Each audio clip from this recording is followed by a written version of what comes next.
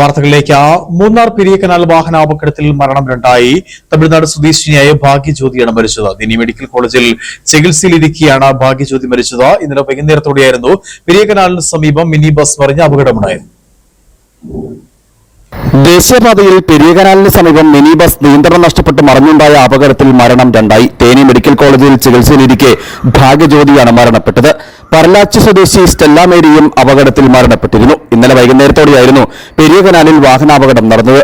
തമിഴ്നാട് വിരുദുനഗർ ജില്ലയിലെ പറലാച്ചി എന്ന സ്ഥലത്തു നിന്നെത്തിയ ഡ്രൈവറടക്കം 27 പേരടങ്ങുന്ന ടൂറിസ്റ്റ് ബസ്സാണ് അപകടത്തിൽപ്പെട്ടത്.